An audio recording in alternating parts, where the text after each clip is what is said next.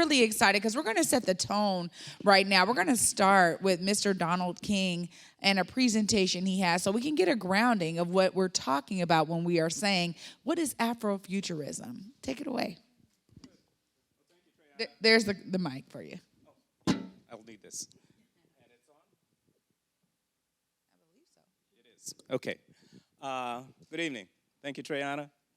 And wanted to start off tonight with talking a little bit about a subject that hasn't been covered a lot when we talk about Afrofuturism. And we have some excellent presenters tonight that will talk about Afrofuturism in art and in literature and in fashion, but very few subjects and very few objects of Afrofuturism in architecture exists in the Pacific Northwest. So we had a client that I almost jokingly talked to about a project that could be an Afrofuturist project. And this client took to it. And with my team and some of the members of Schemata Workshop are in the audience tonight with the partners from Schemata Workshop. We dove into this, and we dove into it in a way that was relatively a bold action because, as I said, there weren't a lot of subject materials to go to. Let's see. There we go. Okay. And I'm going to have to turn around, pardon my back. Afrofuturism is a movement in literature, music, art, and fashion featuring futuristic or science fiction themes which incorporates elements of Black history and culture. Afrofuturism has drawn adherents from across the whole spectrum of arts, as you'll see more of tonight. Afrofuturism, as applied to architecture, is a form, color, and material design expression at the intersection of traditional aesthetics of the African diaspora and modernism. So if any of you know a little bit about architecture and modernist architecture, it's the architecture you'd see normally all around you. This building is a little bit of a break away from modernism, but most of the buildings that you'll see downtown are what I would call a Eurocentric themed modernism. The ideas of Afrofuturism and Afrofuturist architecture has the power to revitalize Black communities and their view of the future. It also has the power to change Western perceptions of Black presence in a projected future. So really, Afrocentric and Afrofuturist architecture is more about who creates it and who creates it for and who they create it for. Okay, so the architects involved in this now, and there's a handful of them throughout the world now, Francis Carey being one of those, K-E-R-E, if you would want to look him up, probably the most renowned architect out there that would consider himself an Afrofuturist. So I'm going to talk to you a little bit about the Acer House, the project that I'd mentioned earlier, that the client, sort of accepted the idea that we could go with an Afrofuturist theme. One of the clients is in the house tonight, Katisha Atterbury. Thank you. Again, with none of us knowing really where this was going to go. So we began to explore ideas, and some of those ideas involved looking at, what could be a great symbol of our building. And this is going to be a major mural in the lobby of the building. The building, by the way, is a mixed-use project in Seattle's Central District. It is about 110 units of housing now, quite a few units of affordable housing with a base of businesses that will be primarily Black businesses. So having a representative of what I would say is a great representative of past, present, and future for this building, Nichelle Nichols, or Lieutenant Uhura, as many of you know. So past, from a past TV program, something I watched in high school.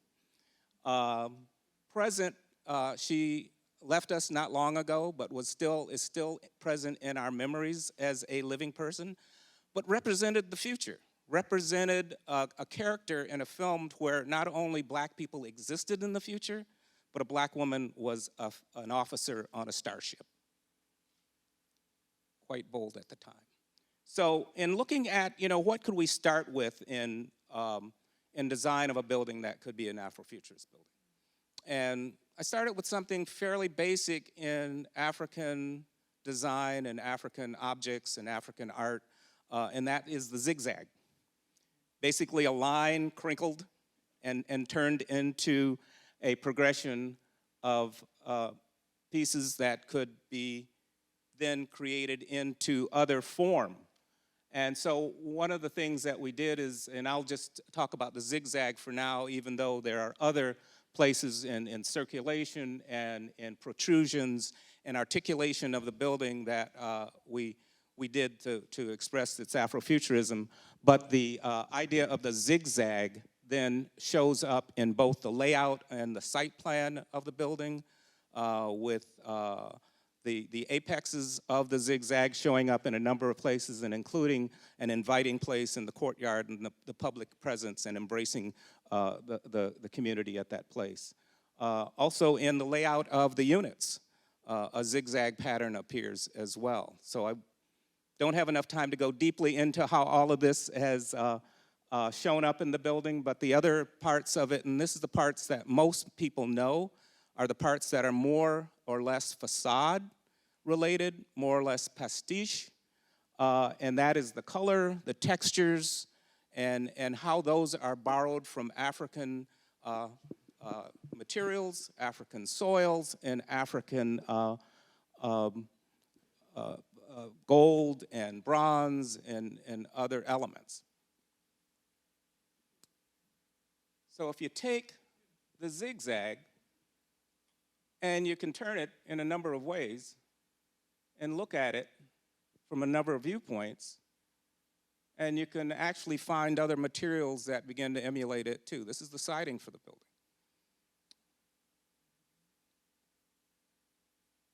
This is the columns for the entry and the overhang for the community porch of the project, also from the zigzag, and incorporating vibrant colors. So something you may want to notice in that last slide is this base, and it's probably not as clear a resolution as I would like, but you can see the series of triangles in that yellow facade and that base there. So when you take a zigzag and you close one side of it, you create triangles. And those triangles in this piece then are really more reminiscent of African fractals, to where the triangle expresses itself in a number of sizes and scales, and its location and progression in the project.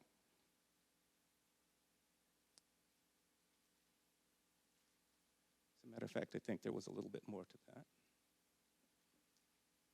Oh, okay, well, that's it. So anyway, with the combination of the line, of the zigzag, of the colors, of the representation of materials and elements from the African continent, we were able to put together a building that we feel is that intersection, that combination of what is Afrocentric and what is modernist and what is representative of the past, present, and future, and a future where Black people not only can continue to be, but thrive as well. Thank you.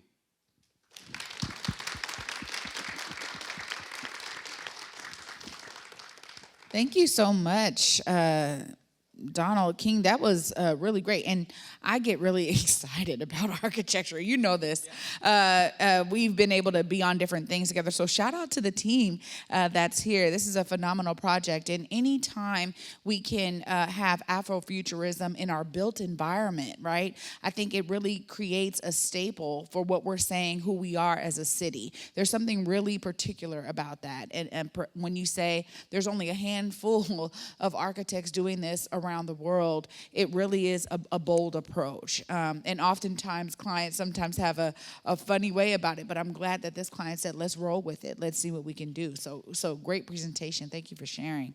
We want to bring this conversation of Afrofuturism to the Wiz. We think about the Wiz as being for some and many direct reflection of what Afrofuturism was all about. And so we're going to go into the Wiz here a bit And we want to hear from the panel. What was your first memory with The Wiz, whether it was the music, the stage, the movie? I'll start right here with you, Kelley.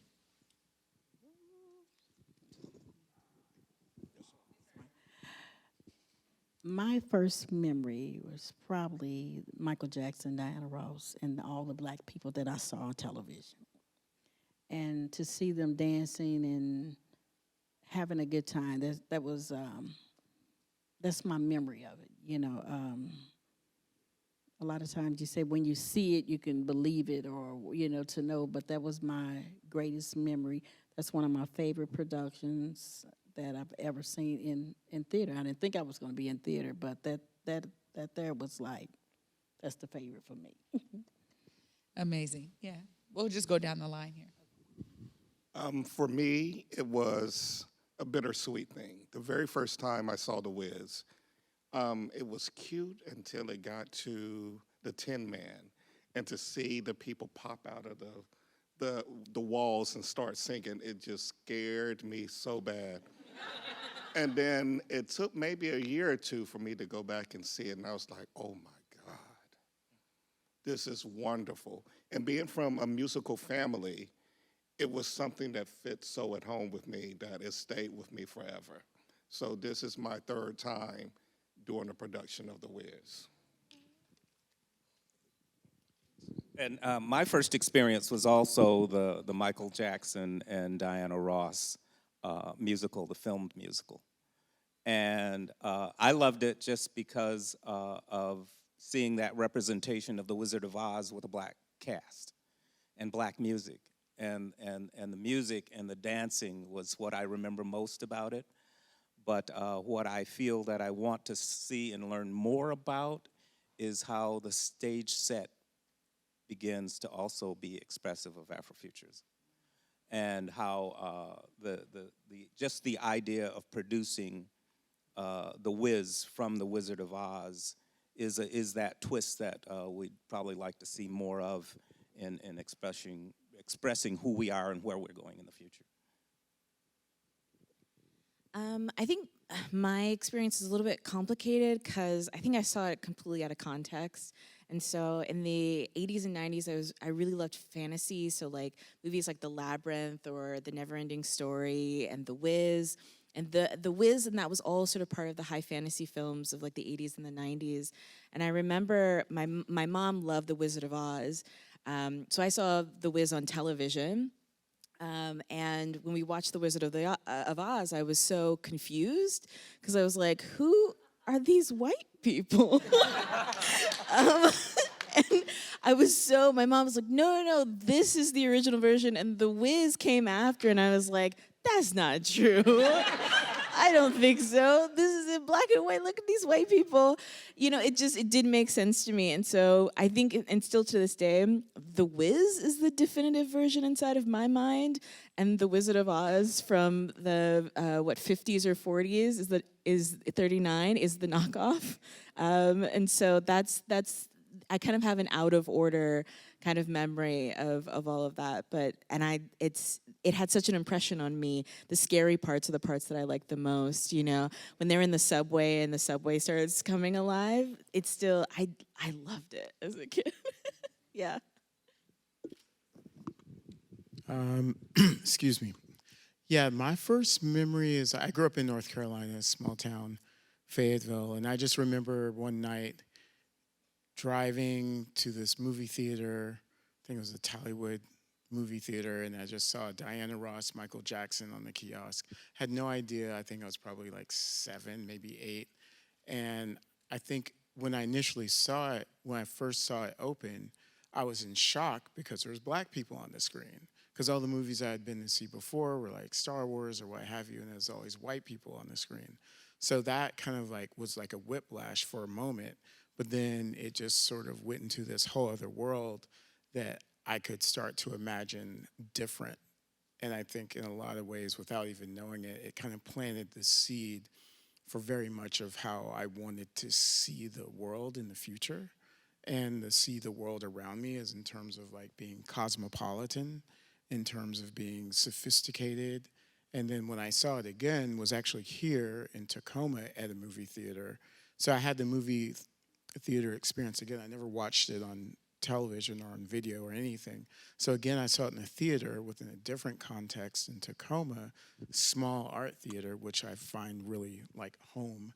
And then it was like, oh, wow, I get to experience this all over again and recall all these memories and really be able to absorb the how futuristic it was, in not only its storytelling and its costumes, but just in its editing and filmmaking alone. So. Yeah, so I watched The Wiz for the first time as an adult. Oddly enough, I'm the child of African immigrants, so there was no like, what's The Wiz? And I watched it. It was like a queer cosplay house party, like probably not that far away from Acer House in the Central District. And I was like, oh, I'll go as like the Wicked Witch. I don't know, because I was just thinking about The Wizard of Oz. And they were like, that's not the costume. You're not Evelina. So I needed Jarrod. And for me, it was the experience of watching The Wiz and celebrating not only fantasy, but Black culture in Tangent and how they made the changes to be reflective of Black culture and doing that in community where everybody knew all the references, right? And then like for weeks later singing like, and the theme is green, and like how that was a celebration of like house culture. So yeah, it was just like, it was the experience of watching The Wiz, but also an experience of deepening my awareness of like Black African American culture. Well, I love all these experiences, and you know, for me, it's the characters. I get into the characterization, you know, and it definitely was the movie, right? So same, you know, that you guys are all talking about. It was the movie for me, but there's something special about the way that the characters were portrayed in The Wiz versus The Wizard of Oz, and because I had seen The Wizard of Oz first.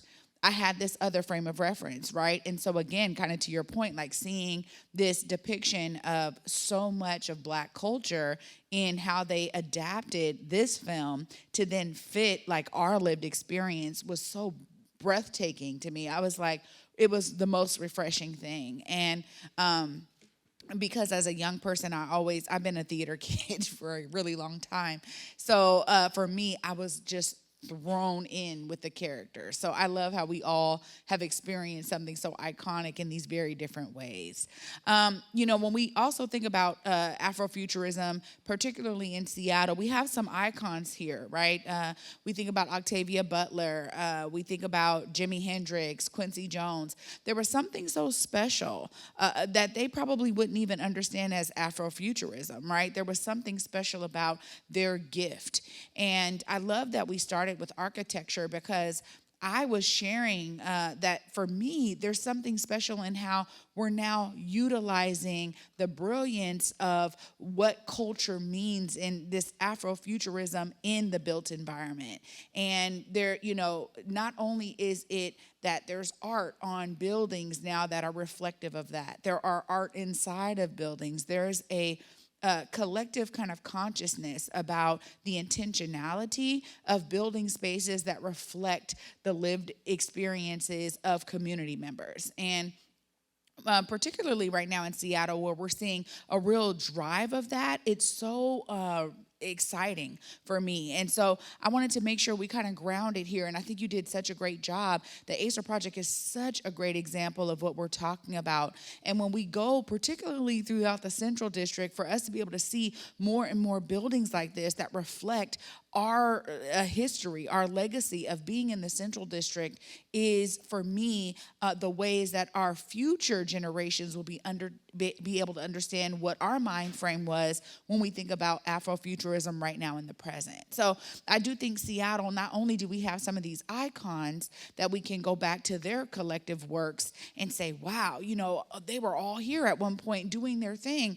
There's something brilliant about that. But we're also saying, how do we reflect that, right? How do we share that in the spaces that we're creating? And I think it's important to have architects like Donald King who are going to push the envelope there, who are going to like say, hey, this is an opportunity here. And I think that more and more who do that, I think there's inspiration when you see buildings like Asare, because then it gives you, you know what, that's an example right there. You can't say it can't be done, right? And so sometimes it takes that momentum. You know, how does Afrofuturism manifest in your industry and in your personal work? I'm going to start from that end now. Awesome. So as Aviana read, I'm Isabella Price. I run Sistah Scifi, which is the first Black-owned bookstore focused on science fiction fantasy. So Afrofuturism is all through it. That's literally why I'm here. And as Trey was saying, I was inspired by people who created visions of the future when the present made me feel so limited and powerless. So like reading Octavia Butler and Dawn, where you have a Black woman main character who's navigating like literally an alien invasion and doing it with a sense of empowerment was really rich to me. Right now I'm working with the author of a children's book about Nichelle Nichols and how her role in Star Trek helped drive momentum around the civil rights movement. And it's just like looking at that story and how you have a fictional character inspire real scientists such as Mae Jemison and a future generation of actors such as Whoopi Goldberg. And like, how can we continue to leave that legacy and use our imaginations to begin to dream inspired future for ourselves and for our community as large? I would say Afrofuturism plays very much in just the way I even look at Seattle. After, you know, all the massive changes that have come, I started looking at Seattle in a less nostalgic way and looking at it as a platform. Because I've lived in other cities and I've noticed this city changing massively. And I always say, like, I live in a city of the future because there's so many things that are tried out here before they're tried out anywhere else. I mean, even when I first moved here, I saw the eat local or buy local, and that was nowhere else in the country. So I feel like Seattle itself and the people that I interact with, from artists to designers to software engineers to architects to even construction folks, I'm very curious and a sort of closet anthropologist, so I play all those things in and create this sort of complex cosmic like outlook on things, and it really shows through in my work, because a lot of the art I do is very meditative and kind of spontaneous.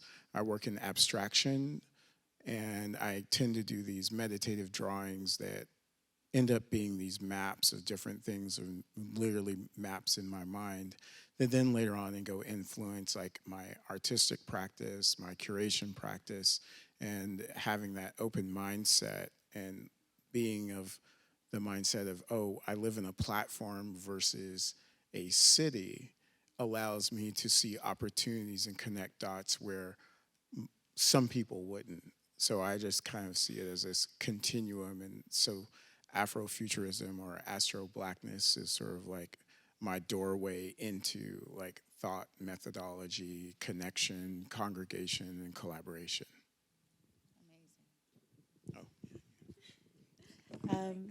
Yeah, I mean, my job is mostly to watch movies, which is not bad. If you gotta engage with capitalism, it's not a bad gig.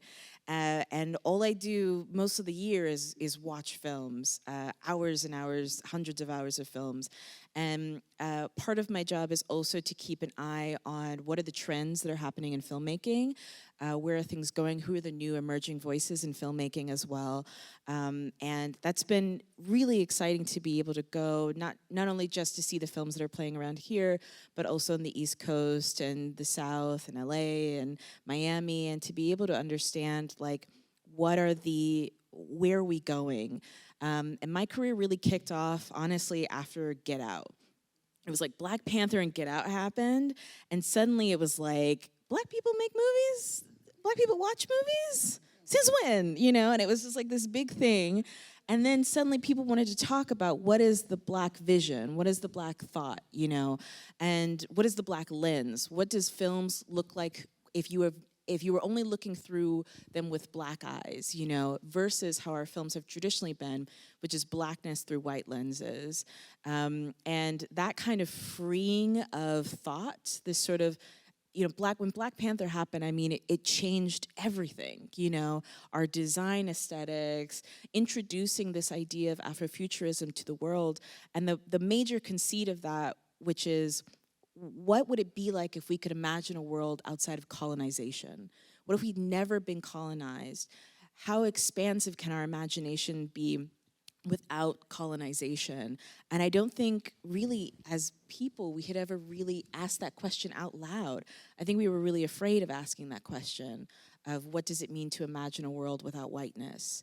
And you know, after that, and then Get Out, because Afrofuturism, which is also part of like Afro-speculativeness, Afro-horror, those kinds of things, you know, expanding what does it also mean for like a movie like Get Out or Us or Nope to have Black speculative ideas, Black fiction, Black imagination that is unfettered by the white gaze or challenges the white gaze in a way that is entertainment but is also thought-provoking at the same time.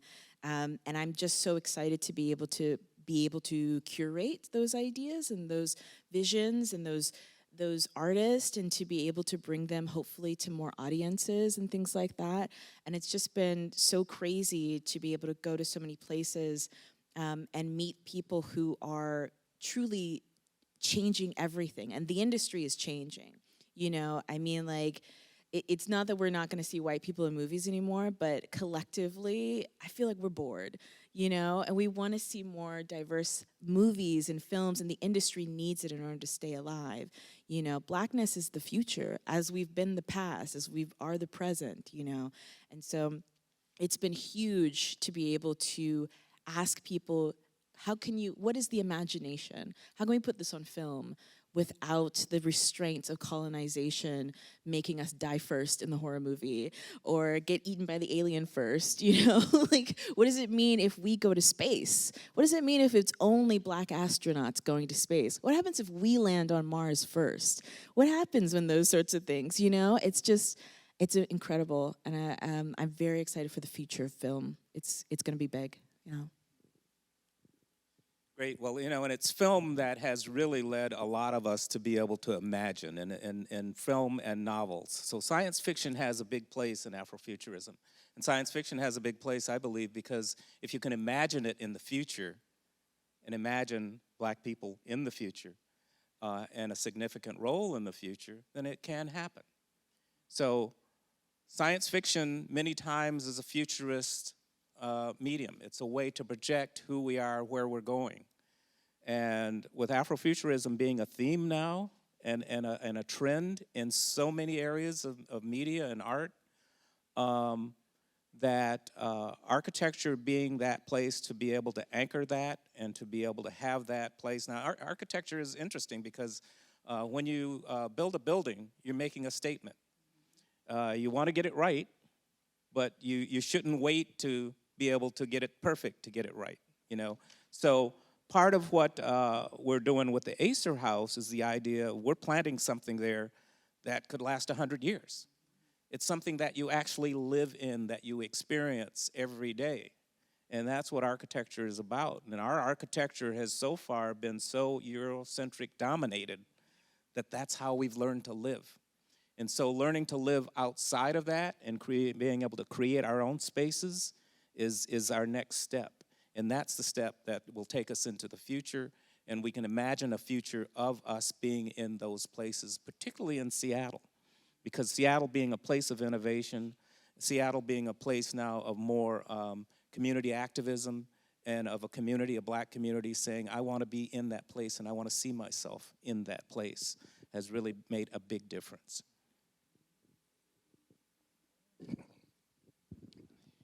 For me, I have the wonderful opportunity to give a visualization to dreams. Dreams that we've had, dreams that we have to come, and dreams that are now. And I want to thank Seattle for this opportunity because, as in so many other ways that I've heard, Seattle has offered me an opportunity to do the things I wanted to do in reference to costuming. And my approach has been apologize versus ask for permission. And they've accepted that mindset. But with me, a lot of what I have to do is also go back and correct so we can see what is what we are. Often when you see plays or movie or TVs shows, the way that we are presented is a little bit skewed the wrong way. There has always been a presence to the form of Black fashion. While there has always been the standard that you may see in Vogue or, Harper's Bazaar or whatever, but there's the ebony, there's the jet, there's the essence. And though the clothing may be the same, there's a style that we as African Americans have that is innate to us because that style also is across the water and it's in the bloodline and we can't get it out of us. But so often when we see TV shows or movies, if there's someone that's Black and poor, they look unlike any poor Black person that I know or have seen. I want people to understand that as we have presented ourselves at our lowest, it's almost the way it would be at our greatest. If we don't have the money to get the real thing, we're gonna get the knockoff. If we don't have the money to buy something new, we will fix what is old. There's gonna be a presentation that is presented, and I know that it's part of a pathology because we live in a country that has made us accept or try to make us accept an invisibility, but that's not us. So if we have to put on a gold chain, if we have to put on some shiny new clothes, if we have to do anything to take us up from where we may be, that's what we're gonna do. Because there's something in the mind of us that says, see me. You're not gonna make me invisible. I'm going to be here. And for me, that's past, present, and for the future. So if you think we did something in the past, get ready for what's coming. And I've had the opportunity with this particular show to do that. On the screen here, these are some of the shows that I've done. The top left corner is a play called Schoolgirls, and it's about a group of Nigerian girls in 1985 going into 1986. And they're presented with an option to participate in a pageant for Miss Nigeria. And so I had to go back there. And it was wonderful to do the research for that because I got to see what Nigeria was and how the ladies presented themselves. And so my mindset was something totally different than what it was, but I got to work with that. Top right, a point of Afrofuturism. This is a piece with Alvin Ailey, choreographed by Jewel Lane. And in it, it was a complex display of a same-sex relationship and the tears and the snares, but also the joy and the love of what can be in that. And it was called Touch and Agree. But on the bottom, we have part of a production of Ain't Misbehaving. And every time I've seen Ain't Misbehaving, people are just in the same costume for the whole show. I said, I'm gonna do something different. So they had 6 costume changes, which you never hear of anybody doing it. But it was so important for me to show the beauty of who we are. And part of the Afrofuturism to me is to take and draw out and extract the beauty of our past because we don't know where we're going unless we've seen what was before. So that's my part of that. Woo. All righty. I want to start with give you an example, let you know how costume designing and wig designing come about. Usually once they pick their costume designer, if their costume designer don't have a wig designer that they really want, they'll hook them up with the person. So we were on our first call,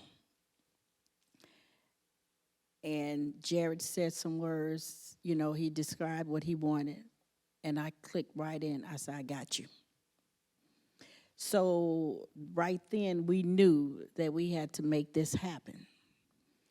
And when I talked with Ivana, I keep saying it right, about Afrofuturism, I kept thinking about afros because our hair has always been a big issue.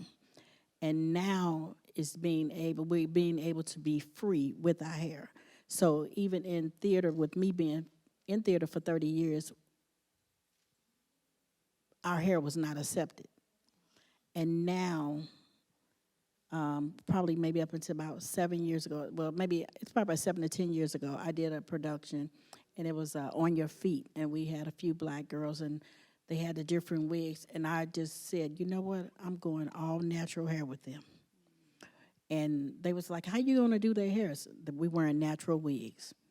And I'm telling you, those were the best. And I received so many phone calls for job opportunities because of stepping out and doing this. And now our hair is the future. Our hair is our glory. The different products, the thing, we're doing it, and I'm so happy to be a part of it now. With the Wiz, me and Jarrod, when we discussed, he gave all the different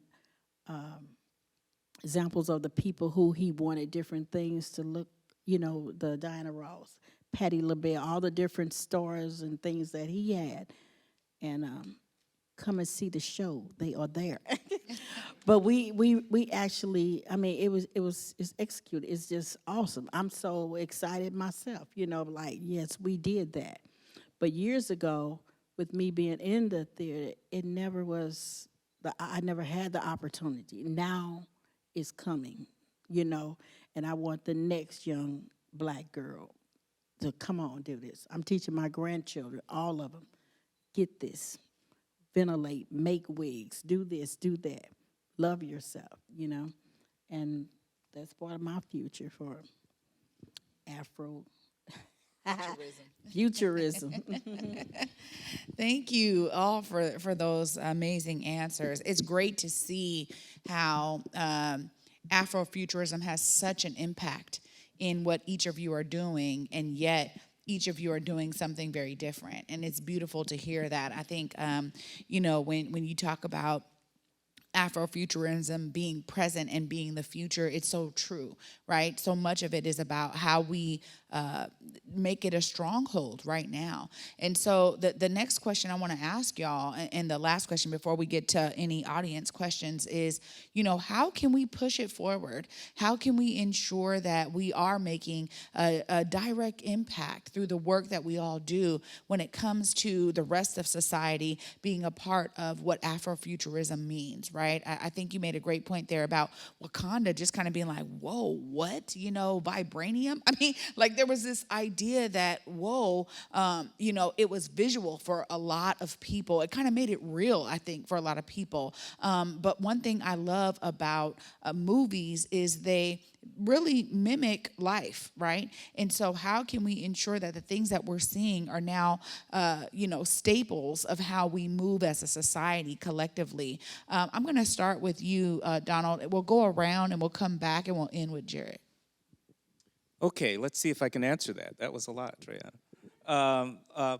I think to actually have some actionable items of things that we want to do is, and I wanted to take it back to Wakanda and the idea of vibranium, and what vibranium really meant. What was that analogous to?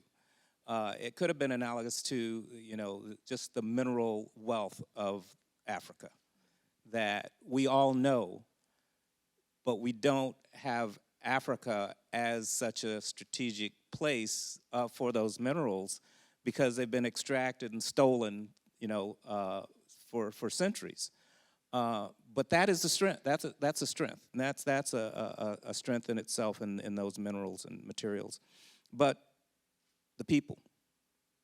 I would say vibranium represents the people, you know, and if you really take the people as that resource, as that great piece of futurist ideas of where we're going, for many people, we would think that there's only one way up for Africa, one way to go for Africa, and that is up.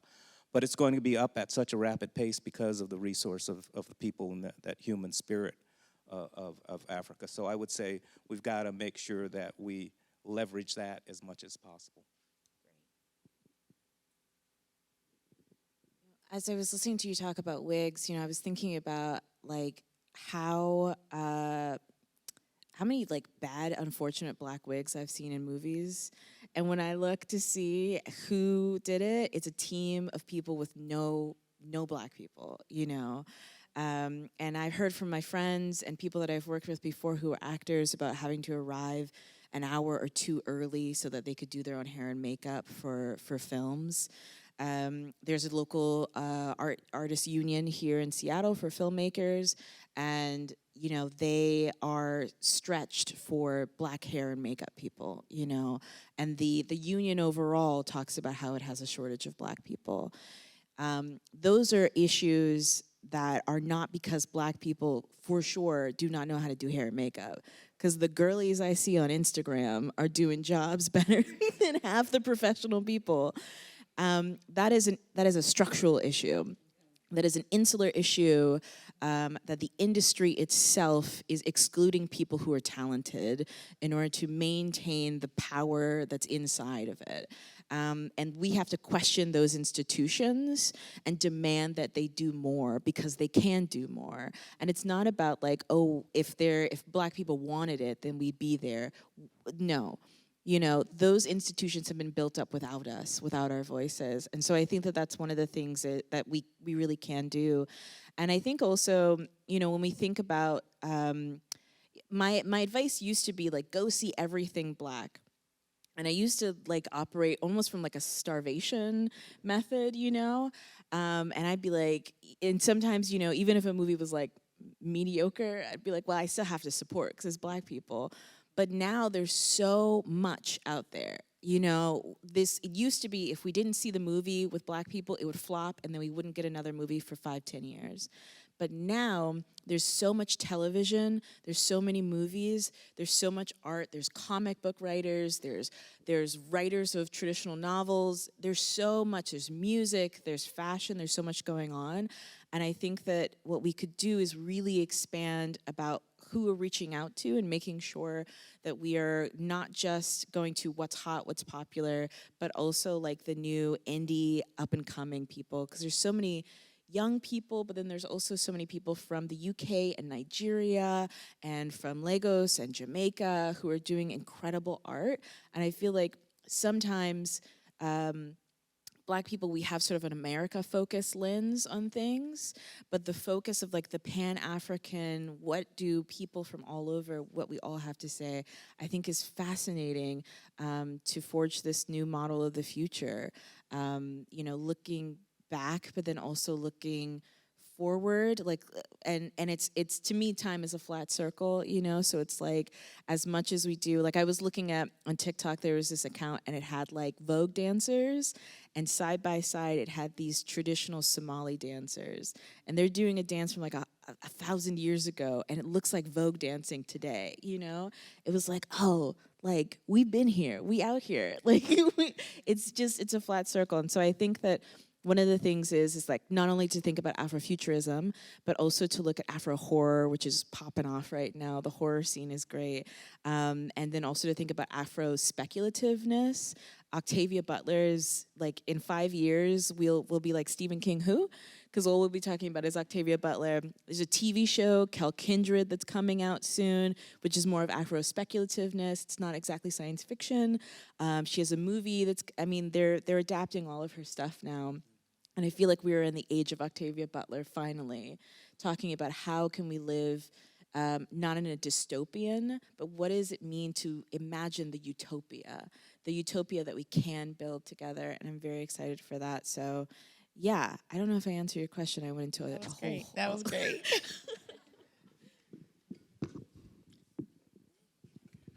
Well, I think at first, when I think about how we have to build sustainable futures, and the way that we do that is actually stop asking these institutions to do anything for us. We have to establish endowments, we have to establish policies, and we have to establish incubators that are dedicated to our futures, to our present problems, so that we can actually, without permission, without asking, not without apology or any of that, I'm not interested in any of that.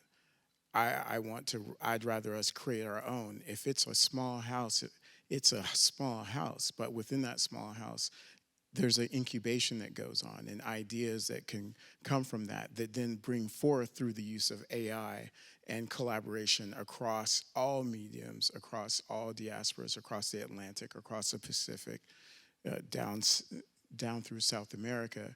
We can use AI to create architectural renderings like we've never imagined before. I actually did this with Jaye, who's in the Holler Back to the Future show. He's like, hey, I've got this beta AI, give me some prompts. So I gave him a number of prompts, and then these structures came back that was just totally blowing my mind.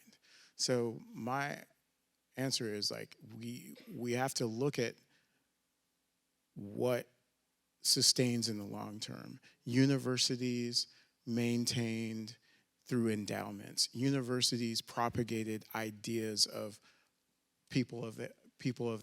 from Africa, of people of the African diaspora being less than. We don't have to do that. We don't have to ask them for permission. We don't have to ask them to build a jazz we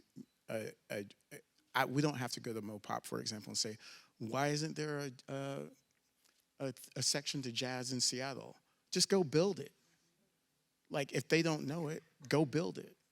And that's something that we can do now because we have higher degrees of Black wealth, Black understanding of that, and we're having conversations all over the world simultaneously, where once again, it's just like Black Twitter or anything, or any type of technology, we flip it, remix it, and make it for us. Agreed. I love all these responses. So when I think about how we can take the themes of Afrofuturism and use them to inform our actions, I like looking at the breakdown of the word. And what I love about Afrofuturism is a very intentional marriage of Black culture and technology. I don't know about you, but oftentimes I felt like I had to choose. Like, I'm either really good at getting into this software or be really Black. And I had to like alternate days. Like, today I'll watch Star Trek, and then tomorrow I'll watch BET, and then like kind of go either way. Afrofuturism says do both at the same time. So bring in that call and response structure and talk about AI.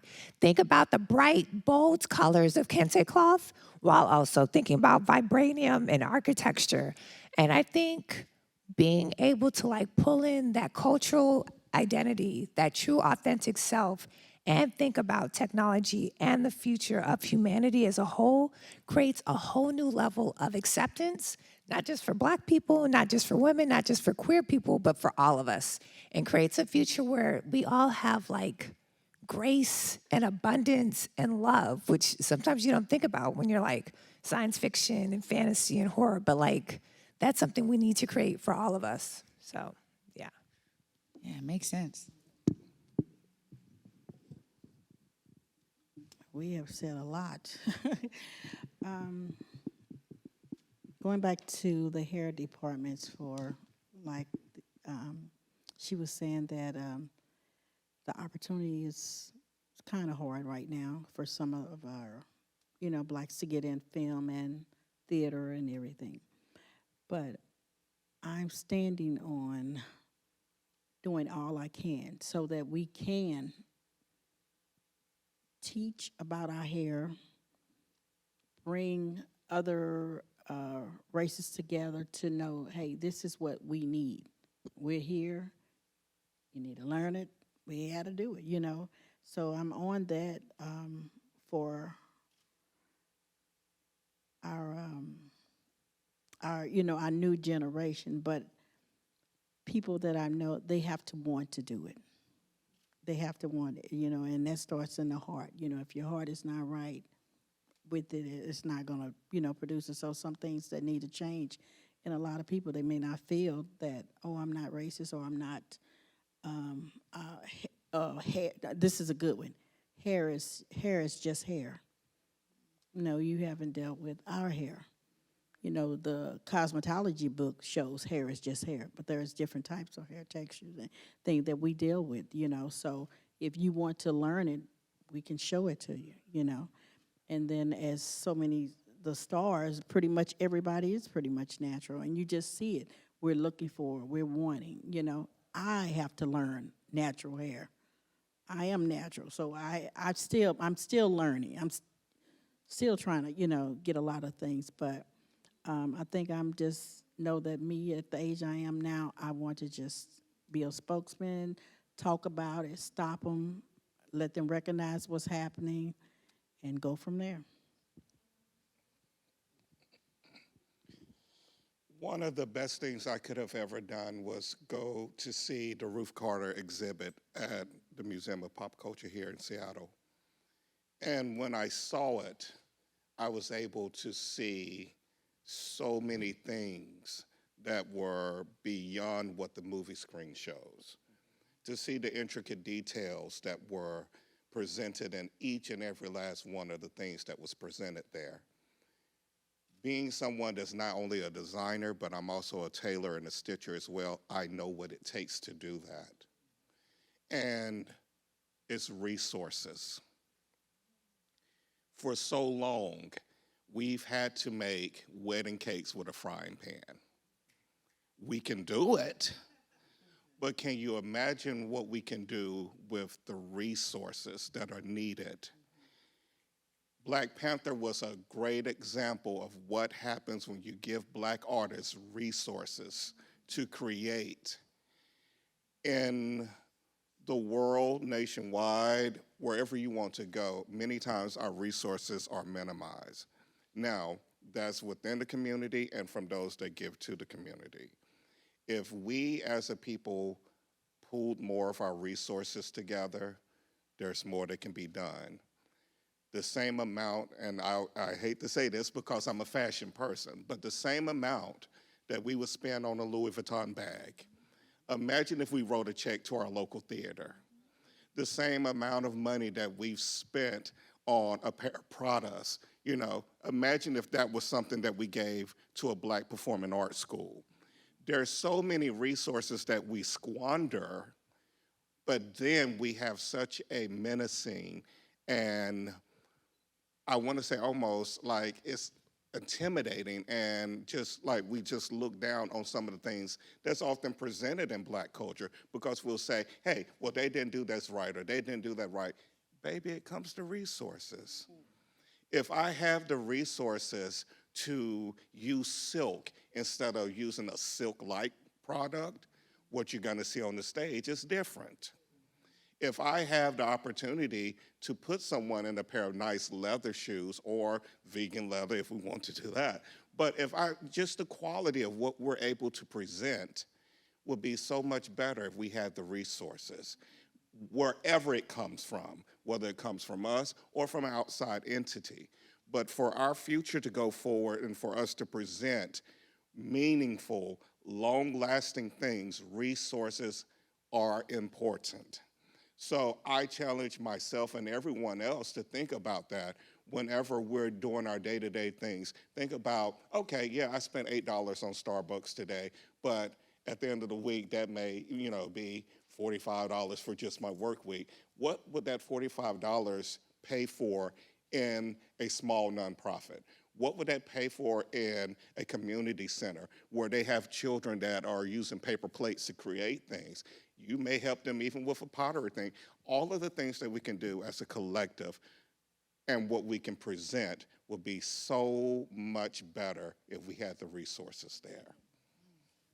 You guys got me on one over here. Because I will say that, before we get to any audience questions you guys be thinking out there, we have time for a few of them. But I would say that number one, it's ownership. And you were talking about this, Moses, and you too, Jarrod, about, resources and ownership. If we were able to pull together, I think about Black millionaires in this country, just in America, right? I mean, globally, it's a whole nother conversation. But just in America, the ideas of how many people we've seen that have been, whether any industry, but we see a lot in, movies, in TV and film. We see a lot in athletics, right? We see a lot of people that have been able to take it in music and have millions of dollars with their contracts. But for some odd reason, there's not enough of that collectivism in terms of pulling resources together. So my thing is it's ownership. If we are owning production houses, right? If we are owning theaters, if we are owning certain spaces, then the influence that we are pushing for when we see Afrofuturism, we would actually see it happen in those spaces. When you think about ownership of buildings and the fact that a Donald King exists so he could push the needle, the next level of that is, hey, I'm the owner of this building, so I'm doing what I want on this building, right? I don't got to convince anybody to do anything. So I think that for me is such a major part of it, and it's a great next step in terms of how we move things forward. An entity like Fifth Avenue Theater, who has such a strong foothold here in Seattle, saying we're going to do the Wiz is huge, right? And so we love that because already there is palatable environment that's being created for us to actually be our authentic selves, right? When we're talking about showing up in the ways that we do with our full-on creativity, spaces have been like, all right, we see you're dope, like, go ahead, just do you. But at the same time, there were so many behind us who pushed for that to be the case.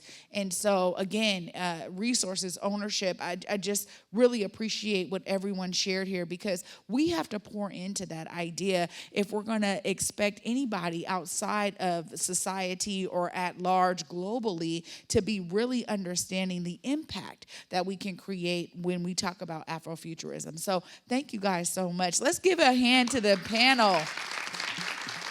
Amazing. We have time for a few questions from the audience. I thought I saw a hand here. Yeah, go ahead. Oh, wait, they're going to bring you the mic so we can capture it on these cameras. Thank you for that. Hi, my name is Ariel. I wanted to thank you all for this wonderful discussion. I'm a first-year grad student at UW, and I actually study speculative fiction and identity, so this was a really great talk. I'm also teaching a composition class that is centered on this idea of like visionary futures that comes up in Afrofuturism. So Afrofuturism is very much an inspiration for this course. So I wanted to hear if any of the panelists had any thoughts about implementing Afrofuturism in education, especially in like diverse classrooms with students of all backgrounds. Alternatively, I was also curious like what your all's favorite sort of perhaps overlooked Afrofuturist, Afro-speculative text might be. We got time for a couple of you maybe to take this one. I'll start, just because you asked about books. There's so much. I think graphic novels, depending on your target demographic, is a good way to introduce learners to Afrofuturism across a bunch of different topics. John Jennings have done some amazing adaptations of Octavia Butler's work, so Parable of Sawyer, Parable of Talents, and Kindred. Local to Seattle, there's Nisi Shaw, who I'm sure you're aware of, who did the anthology New Sons. They're coming out with the second volume of that anthology, New Sons 2, which will come out in 2023. And there's also Octavia's Brood, yes, which is also another anthology, mostly authors here in the Pacific Northwest. So there's lots of great resources. I will take a step back in some shameless self-promotion. If you're looking for Afrofuturism, Black speculative fiction, references on a daily, on stream, follow Sistah Scifi Instagram, because that's what we do.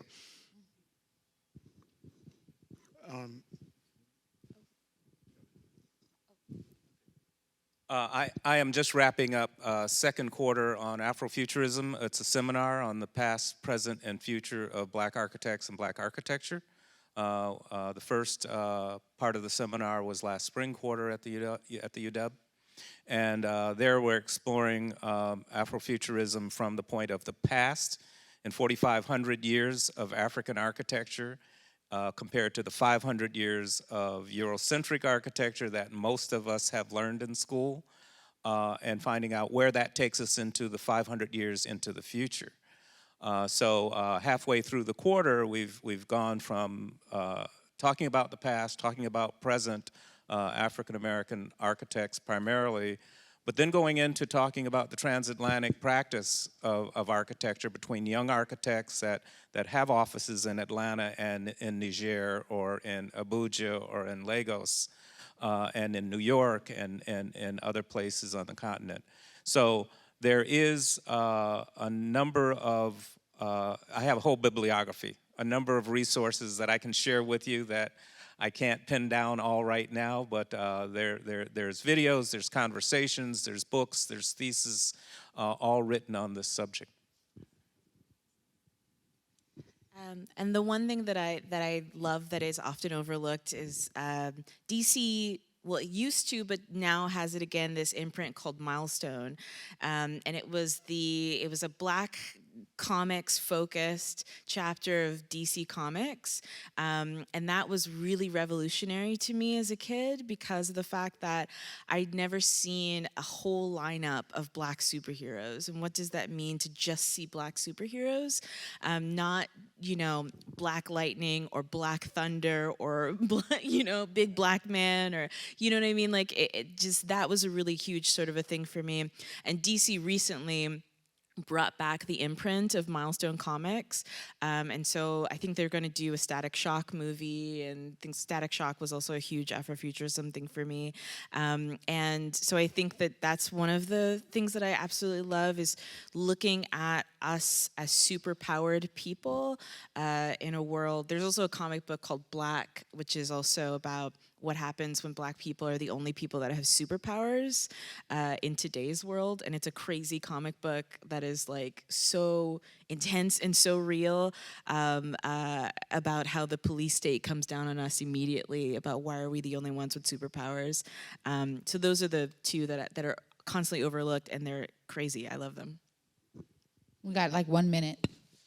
I was Sorry, I know we gotta go. I know. I was just gonna add one thing. I would say music. Introduce music. Start with Sun Ra. If you start with Sun Ra and his autobiography, and not autobiography, but there's a biography of him, start there. Play the music. The stories will come. Amazing. And I'll give you one more, Lovecraft Country. If you haven't seen it, make sure you check that out. Before we say goodnight, we want to also thank all of the people that helped to make this happen. Of course, Seattle Public Library, thank you guys for having us. MoPOP, Converge Media, my home, and Nehemiah Initiative Seattle. We do have those 4 tickets to gift away. We got 2 winners here. Christy Thomas, are you in the building, Christy? Woo! And Thorn Clayton Fallis, are you here? Thorn! Congratulations on winning. And we want to thank everybody for watching. We want to thank all of you all for coming. And thank you so much again. Let's give a round of applause to the panelists. Thank you all. Have a great night. Thank you all for coming, and I'm sorry, but the building is closing in about 3 minutes. Panelists, you do have gift bags underneath your seats, so please take those with you. You can leave your water bottles. I'll take care of that.